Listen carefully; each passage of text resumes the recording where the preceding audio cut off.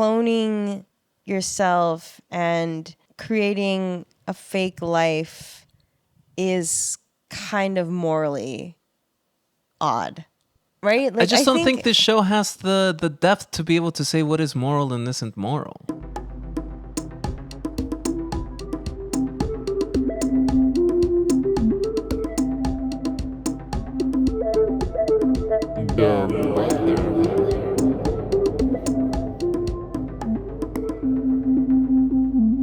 all of these artistic endeavors that people can do offline nowadays are there's a bit of a paywall. It's a pay to play situation. Yeah. And that's not to say that there aren't ways that people can access their creativity and art offline that is free. We're not saying that, but let's be fucking for real here, right? Like everyone who's listening to this podcast, like it should give 5 stars and a good review and maybe say that I'm pretty. There you go. Anyways, yes, I like being on a computer. I like being online. I have a lot of respect for people that do digital crafts. I think that that is real and sincere. And at the same time, we are literally living in an age where everything that the show talks about, I would say, is occurring in some way or another. And I think it's going to hit harder and harder and harder once the AI overlords are finished reading the transcript of this podcast. They will come out a little gayer and a little more Latino because this is your letter A, Dove, AP. And I'm not in a solo episode here.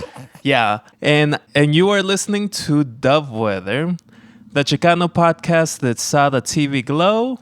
The Human Heart Podcast with servos. And today I am joined by the the leader of this flock. Whoa. Kind of the big wings in the breeze. Someone that has a lot of knowledge about Chicago. Wow. An organizer. Someone that thinks that your art sucks. True. And a 3-time guest. I am joined today by a communication expert, a diva, and they look good. Wow. My good friend, Pri. Wow. Thank you so much for that introduction. I am floored, and I will try to live up to those accolades. Yeah, I mean, you already are. Oh. So, I do want you to aim a little higher, though. Holy shit. I'm being asked to do labor. I hope everyone hears that. Welcome back to the show. Thank you. I asked you to come on. And because I wanted to sit down and talk about one of the bugbears that like haunt your brain. Machines, AI, and robots. And so I asked you, hey, what do you want to cover? And you hit me with, I want to cover this show, Pantheon. Pantheon is an animated show from 2022 that ran for 2 seasons. It's about like a family dealing with another family, maybe a cult of a family, and they are in this like struggle for the next evolution of the human race, where we shed our biological carbon-based cognition and we go into the silica. We go into the computer. It's one thing to be on the computer. It's another thing to be the computer. Zing. Because they're dealing with uploaded intelligences. When you reached out to me and asked what's on my mind, what would I want to talk about, I immediately thought of the shows that I'm currently watching, which are Pantheon and Mr. Robot. And Mr. Robot is a show that aired, oh my gosh, I actually don't know how many years ago, but A couple of years ago. a couple years ago. A handful of years ago. A handful of years ago. And I knew that it was a show that I wanted to watch, right? Because it has also a cult following in a sense. And the time felt right about a couple months ago, and I've just been in this mode of thinking about how we as a society have fully integrated digital services and online realities. Very, very distinct, but not necessarily separate from our quote unquote offline realities.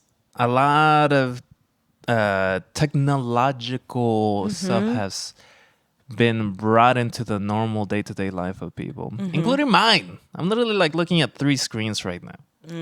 And I think you're watching this in a time where every handful of months we're seeing headlines of this new technology is even stronger than that was before, and you should be scared. And also you should upload every bank statement you've ever done because it will tell you exactly how you can afford those concert tickets and that trip to Aruba. Aruba, what am I saying? Corpus Christi.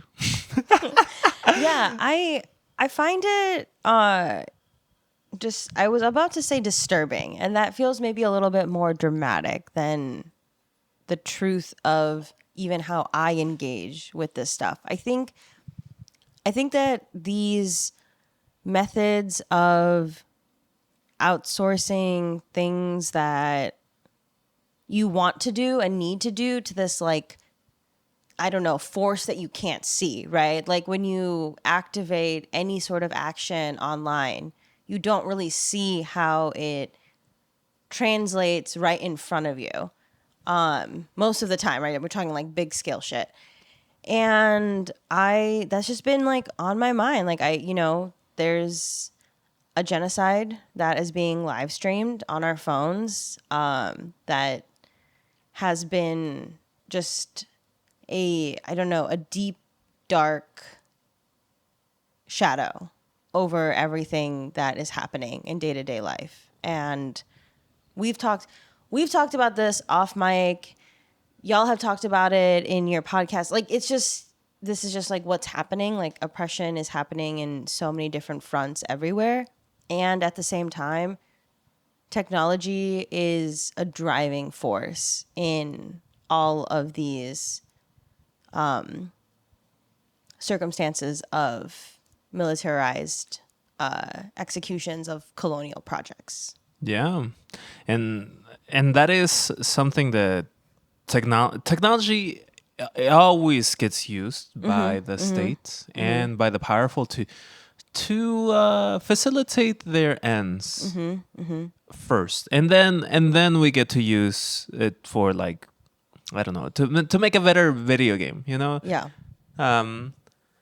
First the state invents microwaves to be able to win the Cold War. Then we get to heat up some popcorn in it a couple of years later. Right. And the same thing with AI. Absolutely. In the genocide against the Gazans and against all the Palestinians, the state of Israel uses multiple of these AI systems. The big one that we learned about last year was Lavender AI that surveils people and in Gaza to be able to pinpoint and make a decision about who should die.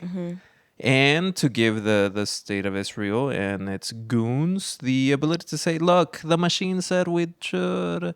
And so, yeah, this is the world we live in. And this show, Pantheon, like, I think a lot of things about it. I think a lot of things about it. There's some big ideas that it hits on. There's uploaded intelligence, kind of like the idea of like escaping mortality, surveillance. Of course, there's politics in there. And the thing that I'm kind of excited to talk about, and this show does not want me to talk about, is the daddy issues in this in this show. So I wanna dive in and start chewing on these big ideas. What do you think about this upload intelligence stuff in this show? I think that because I'm watching this show now in summer of 2025 Shout out. in the global north, that the concept feels dated, frankly. And that's no shade. It's just this is my reality, right? I have watched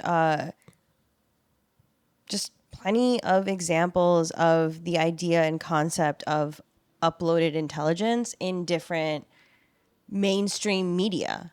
For example, Black Mirror has played around with these concepts in so many different variations in their earlier seasons.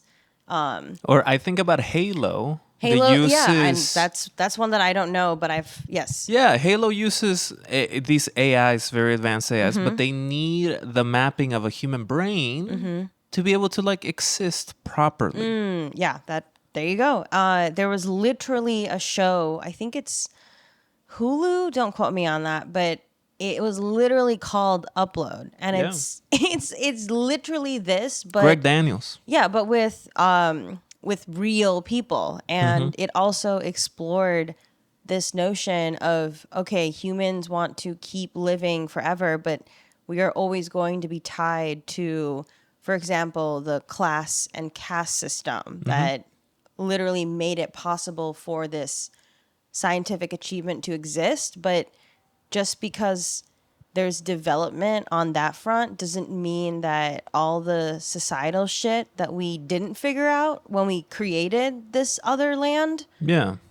it'll come with us. And I just think it's so unsettling at this point. Like, unsettling at worst, comical in a really tragic way at best, that people don't know that. Like, people in today, like real ass people, humans today, think that curing poverty by development and capitalism will somehow cure poverty. Like, they think that like the way out is the same. It's A really lot of weird people to me. think that getting your money up is the way out of poverty. Yeah. And that's actually dislodging the money from the dragons Exactly. that rule this Thank world. Thank you. Exactly. It's how you yes. get Thank out of you. poverty. That's yes. And one of the things that I also I like this idea of it being dated, because I kind of get that feeling watching this. How there's a handful of times where this show talks about or jokes about us living in a simulation. The first time living in a simulation really came into the general conversation was in the 2016 election. And through a fucking arch demon of the show, Elon Musk, popularizing it around that time. And of course, this was already decades after The Matrix and Ghost in the Shell. Right. Yes. And these other massive like media. So this is one of the things that I felt while watching this. In the first half of the season, it felt like it was walking me into accepting the idea of an upload intelligence when I'm like, bro, sure. I mean, it's already an animated show. You could get a little spicy with it from the beginning. If I'm to give this show kudos and, all the good faith, its flowers, I would say that they made it clear that this was both a contemporary issue and also something that's been going on for a while. I think that they're smart enough to showcase that this is like a systemic situation. At the same time, I was actually kind of surprisingly taken out of the timeline of the show on, I think it was episode 7, where they mentioned COVID and just made it extremely of this time. Yeah. And I just don't think they needed to do that, because so much of the other odes to inspirations of other shows and tropes were there. And I just don't think we need to essentially like go from playing with time in that way. Like, I understand why they did it, and I commend them for taking that, trying to like convey a complicated story about how things happen over time, but I just didn't think it was necessary. It does feel like they were taking the image of COVID and the panic around it, that for the sake of making this AI whistleblowing, to have more of a backbone, to say, once people learn that there's a handful of uploaded intelligence running around in the cybernet space, people are gonna panic. They're gonna go buy a bunch of toilet paper like they did in 2020, the ancient year. Right. Yes. Yeah, I actually think that helps crystallize it a little bit in my mind, where the tone felt off, because then all of a sudden I was like, wait, how far are we in the future right now? But at the same time, I just didn't understand like why it mattered all of a sudden. And that might be a thought that I disagree with myself on later. It's We'll pure see. speculation on my part, but because animation takes so long, I wouldn't be surprised if COVID actually disrupted the writing process. Yes, and that happened to a lot of shows. Yeah. And then only around 2022, when like things were finalized to be able to be published, there was, it felt outdated, because even in 2022 there's no real like grappling with what happened and what is still happening, because even in 2025 with Eddington, it still really doesn't feel like it grapples with the gravity of things. And also I think that is a good like microcosm about uploaded intelligence in total here. The show wants me to think about upload intelligence. It like walks me through multiple episodes into like believing and accepting that upload intelligence is a thing, and that it requires an extraction out of people to damage people. And there is this fervor that you should give into upload intelligence that is similar to religion and similar to spirituality, and how it can be used to go beyond what we exist in. And as I am seeing the upload intelligence in this show, I am constantly reminded that even the writers have an incredible limitation about what the upload intelligence wants. For sure. How they interact, what they can do, and whether or not there is like a consequence to these things existing. Of course, there are consequences in the show, but does the show articulate the depth of what happens when you go from an organic mind into a silicone mind? No, I don't think so. Like, are these like so often? You know this stuff, whether we talk about being horny here. So often in this show, people kind of whisper to each other, "Oh, well, you can, my UI partner and I, we could, Yeah. we could still get down. I could steal that touch." Yeah, it's definitely surfaced. I think that the show does a lot to talk about a lot of things. I think that was what I liked about it, and also parts that made it drag for me at points. It was trying to do a lot. It was trying to say a lot about each of the characters, the dynamic between Maddie, the daughter, right? Yeah. Maddie is the daughter's name. Maddie and Caspian, like that was very, like teenagers feel a little flustered around like the opposite sex. Like that was like the vibe I was picking up. There was obviously a lot of I don't know, what's the word for it? Like the show tried to hint, right? Like like a main part of uploaded intelligence is this fear, right? Like, do they feel sex? Like, one of the random soldier side characters even posed that question to us. Yeah, so I think the show has a lot of like those types of Easter eggs where it's like some of them feel really bright and obvious, and other ones I think are just meant to drive all the choices of the characters forward. Yeah. And I think they do drive it. One of those drivers, and maybe I think the big thing that this show talks about for uploaded intelligence is this sense of this flaw in the code that makes the UIs decay over time in a some random, maybe not so random ratio that correlates to how much resources they use to run more complex calculations and technical mumbo jumbo. Yeah, It kind of feels like anxiety. yeah. Feels like they're saying, the UIs can like get so anxious that Yes. they die, Yeah, I think like a rabbit. I think there was, again, I can't remember if I said this off mic or on mic, but I think they took a lot of liberties with all the metaphors.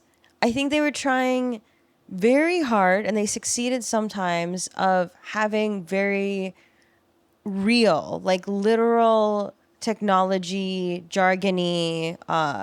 Like they tried hard to be very authentic to the actual how it is in real life, and at the same time there were breaks within that shared reality in the digital world where they could do whatever they wanted, right? And they were just utilizing their human knowledge to call on odes to different fighting sequences, right? On like from other shows that we know of in the real world. Like there was a lot of meta physical, metaphorical shit happening in the show. And I didn't catch all of it. I don't think, I think that's part of the charm of these types of shows. People love being like, oh my God, this is from this is from this. And I think people who make these shows watch these shows. And that's why they're like putting this shit in there. Yeah. And that's, like good for you. Yeah. Yeah. Like I think there's definitely an audience that wants this kind of like more high-minded exploration of sci-fi issues, like an uploaded intelligence through animation. Yeah, definitely. Specifically through animation. Definitely. For an adult audience also. This Yes. is an adult audience show. Yeah.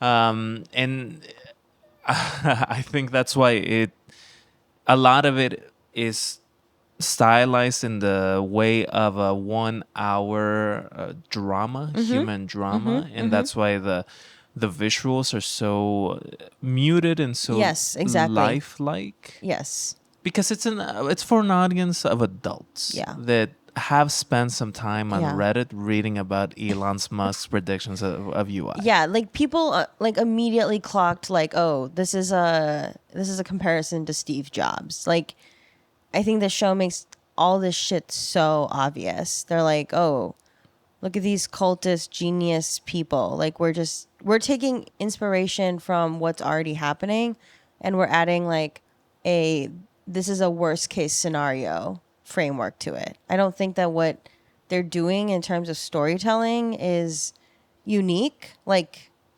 objectively. That doesn't mean that the show itself is not unique. Does that make sense? Yeah. I do think about the uniqueness in this and how there should be a real depth in that. That's why I find this idea of a flaw within the UIs a little more interesting because there's stakes there. And I also think about the audience, right? Like I already mentioned Halo. One of the things that happened in Halo with the artificial intelligence there is they eventually get decommissioned because they get a little nutty with it and they run into something called rampancy. Okay. And this show has that. has the UIs that aren't David. So I'm thinking of Lori and I'm thinking of Chanda. As they get a little, as they use up more and more of their energy, they become a little more evil. I shouldn't say evil. They become a little more risk tolerant. Yes. They yeah. want to find liberation for the UIs. Yeah. They want to They- tell the world about it. They get more extreme on both ends. If you spend enough time on the internet, yeah, you get a little more extreme. Exactly. With it. Yeah, exactly. I think it was, again, the things that the show is playing with are not unique in and of themselves, right? Like, let's showcase what will happen if you can't tone it down and you go on just off the deep end on both ends of the spectrum, right? Like, I think Lori's whole like open source, this is for everyone to decide, like, here you go, like you can decide for yourself what to do, chaos is okay, like that's temporary anarchy, and people, like, that is a common story development of a character. It's actually one that is in Mr. Robot as much as I've seen of it, which is not the entirety of it. I am witnessing that in a character. And I think with Shonda, it was like very much the other end of that, which is when you want conformity and you're guising it as liberation. Because if you don't conform to this movement, then we'll kill you. You know what I mean? Like those, I think those exist in real life, and they're just manifestations of two extremes. It happened in LA earlier this year. You know, sometimes you have a bunch of ICE agents come into your city, and you get, you know, the flaw within your code is just like, you know, these Waymos, I don't know if they should not be on fire. Yeah, and we are all capable of tapping into radicalization, and history has shown us that different people have different roles during societal shifts, and also that it takes a long time. I think that was a thing that was maybe undercooked for me in the show. I don't have like suggestions for, you know, the Pantheon team on like, Because they're not paying you. yeah, because they're not paying me, exactly. But Amazon Studios, what's up? no, for real. But you know, I think they tried to note that the UIs could do things in a different like time, like literally in a different like time sequence. Yeah. Than non-uploaded folks. But that almost felt like it was just kind of a throwaway thing. Like, were we supposed to keep that in the back of our minds for how things then ended up playing out? I don't know. Like, it didn't really make sense to me. But I also have watched enough shit to know that like this could be a long con of the show as well. Because, well, one, that's happened before in just media, but towards the end of season 1, I think from where I was sitting, it felt like they were trying to introduce a lot of what's to come down the line. Just because there's a lot of pacing issues with this show. It is, you know, ironically, you know, these UIs can speed up so much that everybody else stops, you know. But there's pacing issues with the show. Oftentimes I think about some characters that pop in and out where I'm like, I don't give a fuck about you. Why are you here? Why? Your story don't matter. One of them being the third in command for the logarithms, which is the Pope. He's the like California-based guy. I'm like, every time you show up, first of all, the actor that is voicing Pope, Chris Diamantopoulos. Oh, okay, wow. First of all, I love him. Yeah. That's Señor Tres Comas right there. And I just, but every time he shows up, I'm just like, so there's like not just one henchman for Solomon Holstrom, but there's a second one. There's a totem pole here. Yeah. There's a hierarchy, and it goes down. And Maddie, oh my God, I could live without Maddie. Maddie could have died on episode 1 soldering something, and she gets electrocuted, and the show would be better. Wow. Yeah. I think another way that I would say that is I just don't think she had any other purpose on the show except to drive the storylines of everyone around her. And I don't know how much of that was on purpose, and if that's also part of maybe like they swung too far to the left, they ended up on the right, because it's still, the show still centers men. It still centers. This is a show for the fellas. Yeah, it still centers the patriarchy while in a way attempting to showcase the ways that patriarchy can hurt everyone around you. But sometimes, from my experience with interacting and analyzing like so-called leftist storylines from like a surface level, is that when you look a little deeper, it doesn't actually let me say it this way. It actually just ends up repurposing the same things it's trying to call out. For such a revolutionary minded show, or I should say like evolutionary minded show. Right. It still hits on the same old.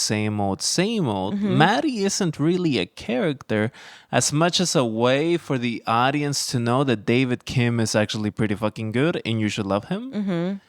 And the fact that he dies is kind of sad. Yeah, and you should feel sad. Yeah. Because Maddie Kim is...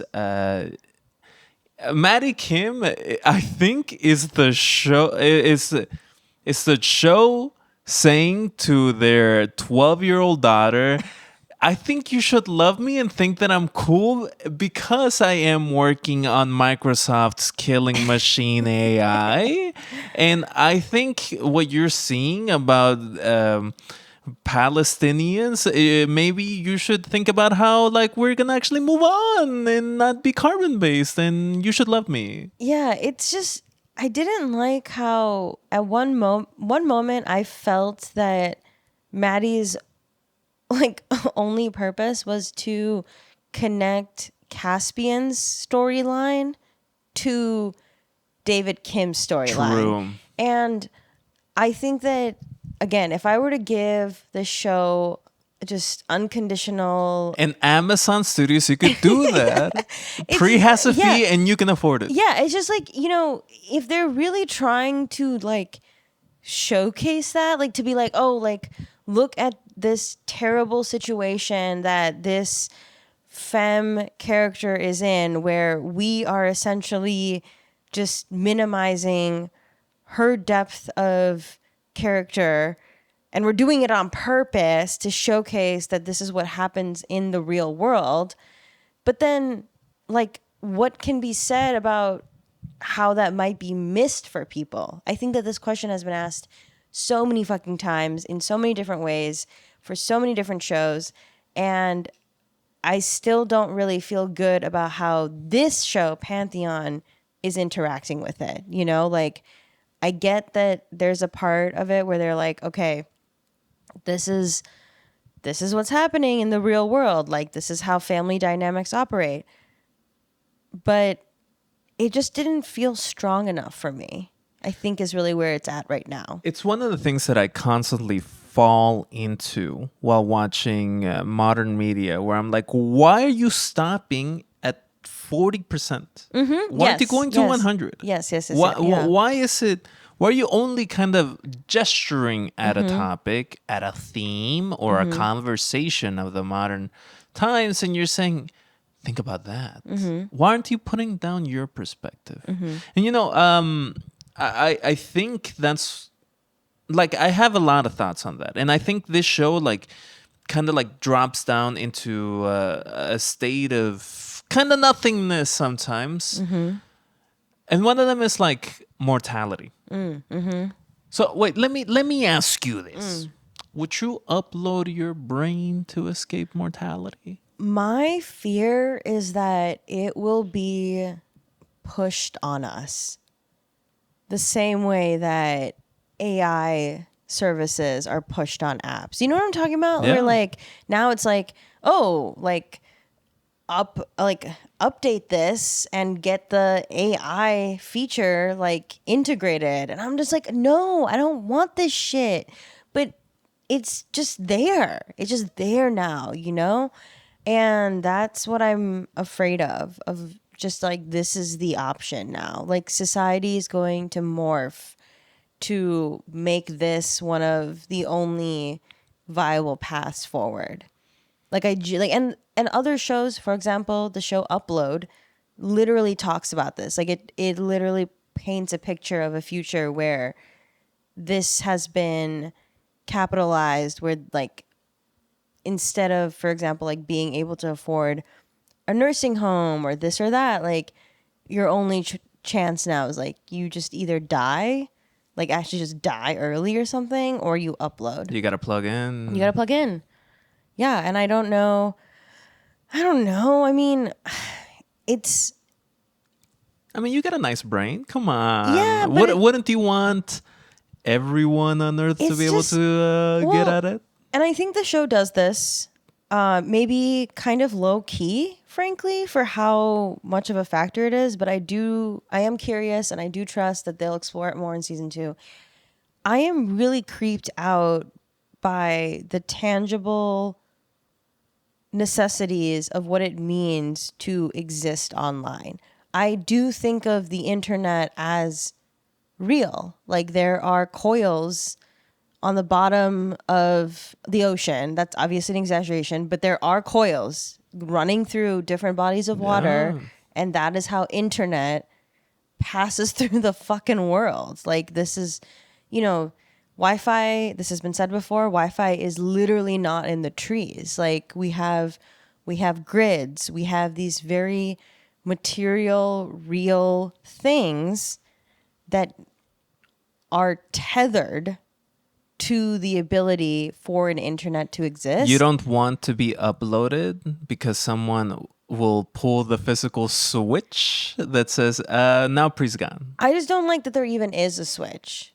Like it to me, like if I were to be uploaded, I don't know, like I just feel like it wouldn't even matter because I would be not human. I genuinely think that. Like So you like David Kim is not human to you. correct. Correct. Yes. Very correct. I think that okay, so taking a step back for context, personally, I have a very robust, for lack of a better word, relationship with the beyond human, more than human. I think that, you know, in the spirit of the Gaian way, I believe that planet Earth is its own living organism. I believe that we exist beyond this vessel. I don't have fucking answers to where this shit, like soul consciousness, I don't know where it goes. I don't even know if I believe in the reality that like we can communicate with our answers in the dead. I don't need to believe in it. Like it's actually enough for me to not know for sure. And that's just where I'm at now. So I'm not uncomfortable with the idea of my consciousness being uploaded because I don't really think it matters if that means that I'm human or not human. Like who cares if I'm not human anymore? Like Yeah. it do- The bigger yeah. issue is the loss of humanity. Yeah, it's like I don't know. Sometimes when I'm feeling jokey and just a little, you know, a little silly, a little conspiratorial, we can say that brains, right? If we really want to get like whoo here, we can say that brains are aliens that came to this planet Earth and they realized that they needed to create a vessel, and they created a vessel for us, and we are a like all of these things, just going back to this notion of like oversaturation of information and ideas, like this is what I mean, right? And this comes up a lot in any storytelling, narrative writing workshops. So many things have already been put out there, but we will always find our unique perspective because it's a combination of everything. Mm-hmm. So that to me feels already metaphysical. And the need to step into the digital like mysticism of uploading your mind is therefore unnecessary. Yeah. It's almost a reduction of Yes. what is available in imagination. Yeah. Yeah. I think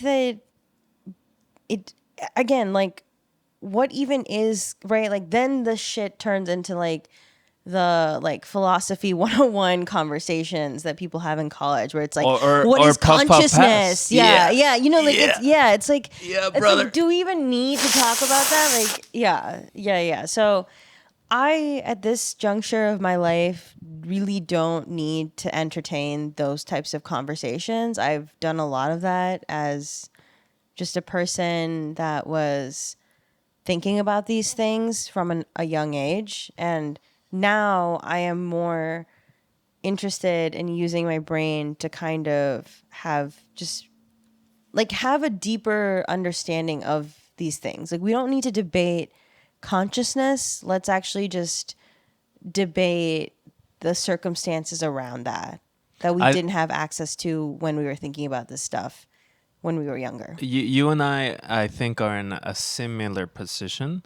because I have, in fact, multiple times this year been sitting in front of somebody where I am asked, what do I think about consciousness? And I'm like, I don't really give a shit. Yeah, like I'm interested in going over there and shaking my ass Yeah. drinking a little bit. Yeah. Not because I haven't thought about consciousness. What is consciousness? Yeah. It's because I'm like dog. I don't know. Like I could think about consciousness, or I can get on my bike and cycle 60 miles, and I know what I would rather do. Right. Exactly. At a certain point, we really have to get out of our own heads. I genuinely believe that is a wonderful mainstreamified mental health thing that people say now. And I think it's true. We just really don't need to be thinking about our thoughts that much. This is how I feel about, I don't know, my day to day. Yeah. No, I'm in agreement. I could like lance my imagination forward and talk about maybe the rise of thinking about the brain and your individual consciousness has grown so much over the last 60 years is because systematically and slowly the neoliberal way of extracting everything you have available to you that brings pleasure and joy and a sense of dignity has been removed. So no, you can't become a woodworker because that requires tools and lumber, but like the lumber needs to go to the contractors that are working to build the next gentrified apartment. Right. No, you can't be a musician that like starts on a garage to like become the next Nirvana. No, you can't do that. You have to clock in to your Aramark system and make food for the prison that you need to work in.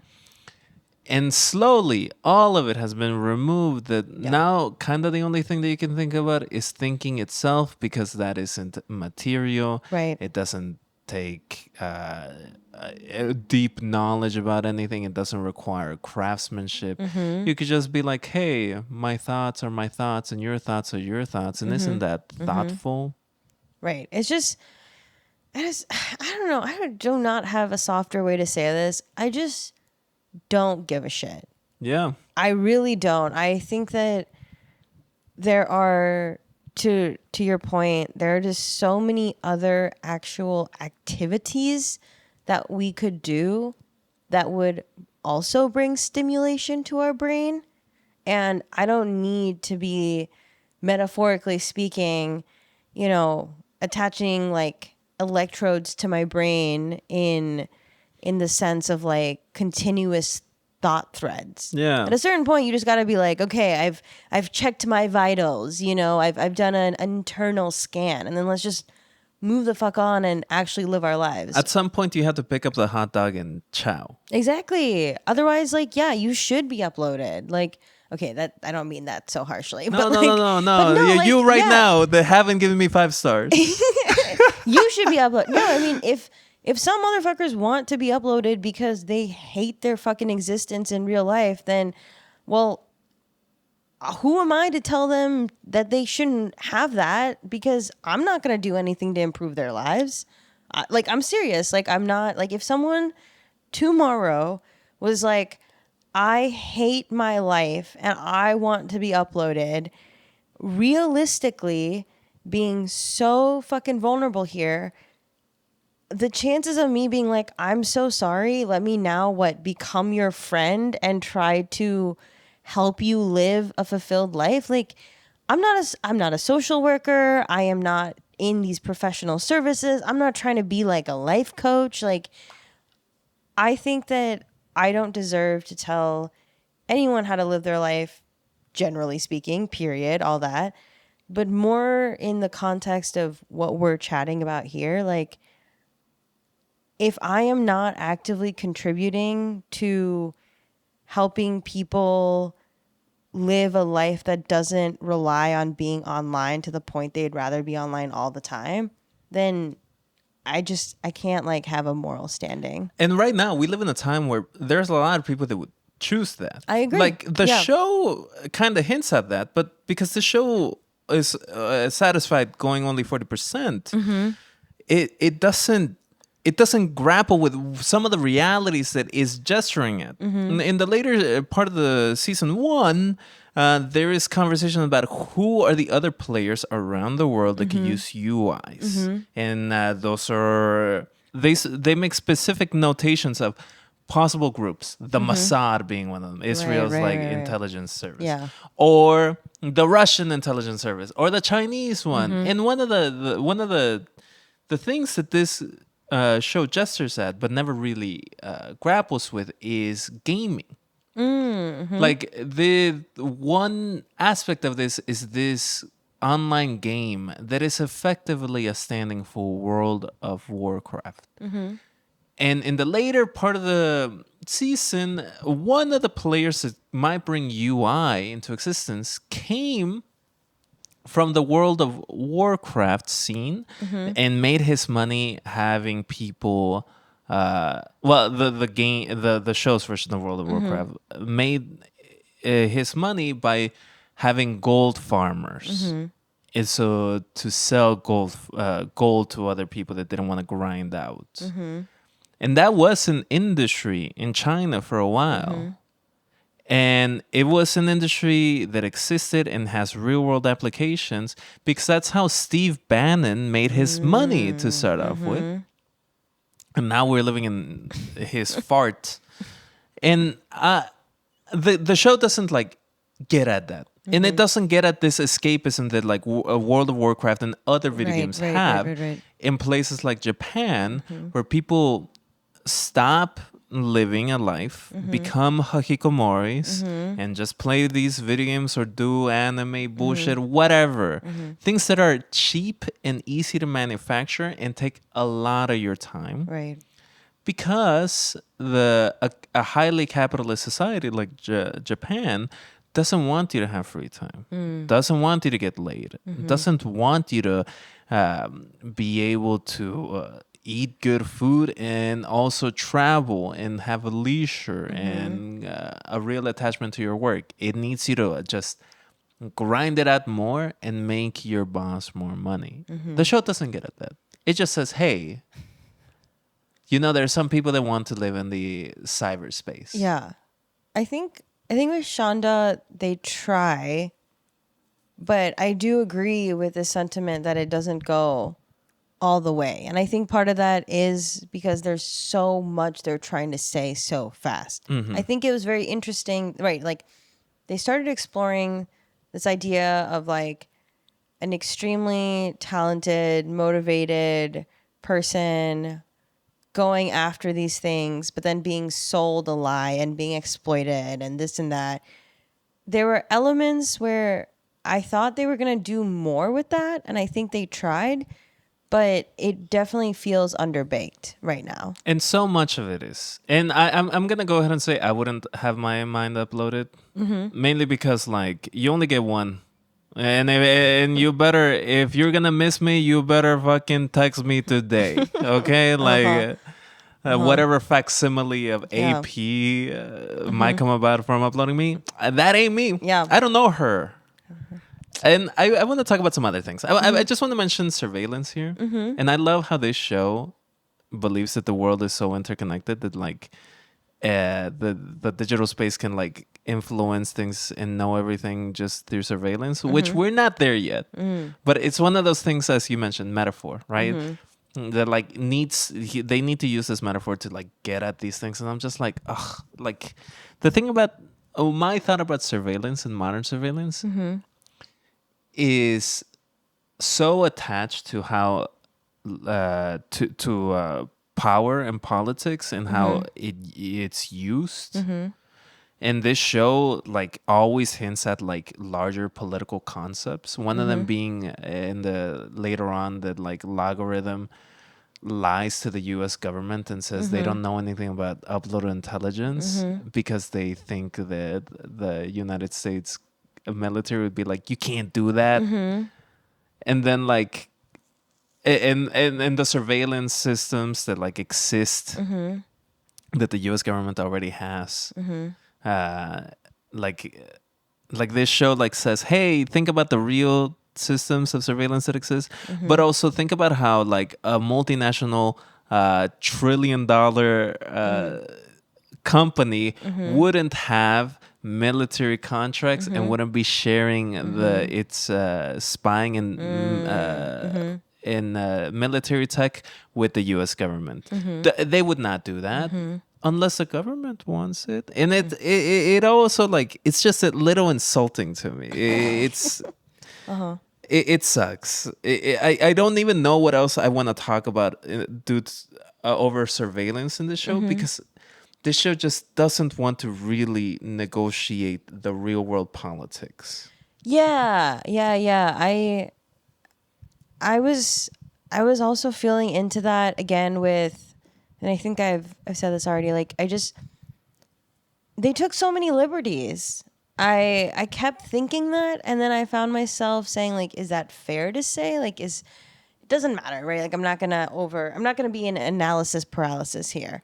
I think they took a lot of liberties, and I think some of them worked, and I think some of them didn't. And their take on the geopolitics was very quick. Like it was just like, okay, this is what's happening now, and all of these world leaders, so to speak, and their counterparts as far as like national security are doing crazy shit. That felt like it all happened very fast in the show. Like all of a sudden, this is what's happening now. This is what's happening. Without taking a stance either. Yeah, it was just like, this is what it is. It was like, okay, fine. I think the parts that they did, like liberties they took really well, was in the creativity with the fighting sequences. I don't know. I was just like, okay, I get it. Like you have to explain these social tensions in this digital world. Like you have, like somehow this shit has to be like to make sense, right? Like if it's just two glowing bulbs fighting each other, with like big swords, like we're not gonna want to watch that. Like, you know what I mean? Like if it's literally like if the animation was not what it was, it wouldn't matter how thought provoking the concept is. Like we needed to see these cool, action sequences to be like, okay, like this is the how struggle. do you represent two chunks of code? Like that shit. Going at it. Yeah, if like not with a guy flying around and a sword. Yeah, I was like this. Okay, I was like this kind of makes sense to like I don't know. As a storytelling device. Like it made sense to the ambiance of the show. And I think that they also took a lot of liberties with how quickly they dropped us into whatever the fuck was changing and going on in the relationship that each of the younger people were having with their parental figures. I thought that was like very intentional, that all of a sudden it's like, okay, this is where the story starts, which is that this person, Maddie, has like basically the like, I don't know, the middle ground between her and her mom was their dad. And in like, that was my perspective. And the past 2 years, I think it had been since he'd passed. Like 2 years is a long time. Yeah. And of course, that's not to say that grief follows any fucking timeline. I'm just simply naming that we were introduced to the changes in this dynamic after 2 years of changes. Yeah. So that was interesting, but I think it worked because of all the, of all the things that was about to erupt. And what was about to erupt was about Caspian, right? They were following Caspian's necessary timeline in order to replicate Stephen Holstrom. Holstrom's like upbringing. Yeah, like critical points, right? Like the moments in life that really define like who you're going to become and how your value systems are architected. That's not a fucking word, but you know what I'm saying. I would say it's a word. Great. Architected. Yeah, so then it's like all of a sudden the reveal of the season is like, oh, this whole time, like all of this has been happening because of Caspian's situation. And there was a moment when David even says that, like, wait, what if this isn't random? And I'm like, what's not random? None of it is random. Even that is something that Chanda also mentions, where it's not random. It is like he was there for a purpose, for a reason. In this show, this show named Pantheon that talks about gods would like fall into like destiny and what is supposed to exist, what's supposed to happen. And this show definitely like works over time to get all pieces into one state, and all of that is pointed directly to our boy Caspian. Yeah, I agree. I think again that's just about right. Like this show talks about patriarchy, but then still centers the man in all its forms, human and then some. And I don't necessarily need to like, take away points for the show doing that. I just am curious if they knew that they were doing that. Yeah. Everything that this show is treading on has been treaded on. And I just don't think it hits on anything that like titillates me. Yeah. Because the thing that titillates me the most is the daddy issues of it all. And how little this show wants to be like, look at these daddy issues. This is the one. Okay, so this is the one thing I'm going to hard disagree with you on.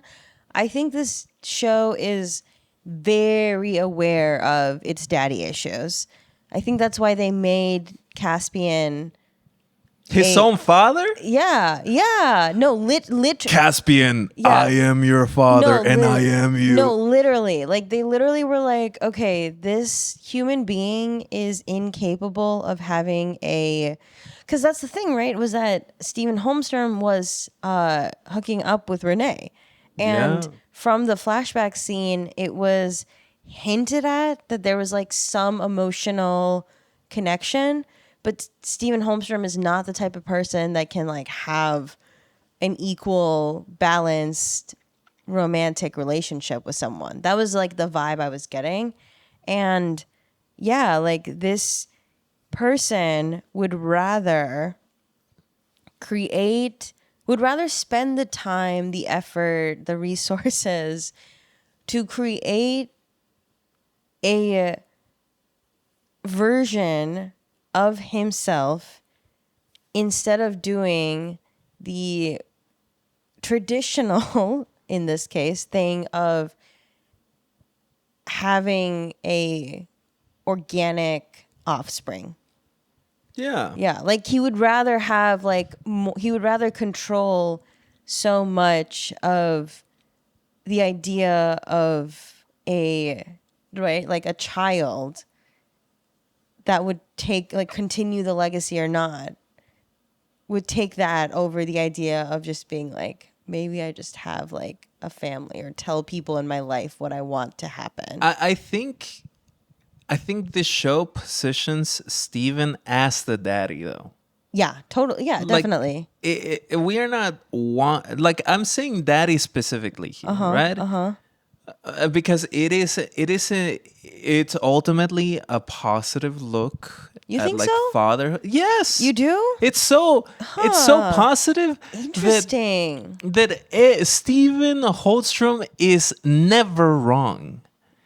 He doesn't fail at anything. He can do everything. He's so good with technology that he can make these advancements of uploaded intelligence. He can make $1 trillion company. He can create a technological womb that can carry his own seed to make him. Yeah. And also, check this out. He's a fucking coxman. He could drop a dick in a woman like no one else can. He is every patriarchal concept into one and does it perfectly. I think yes, like I see that, and at the same time, I think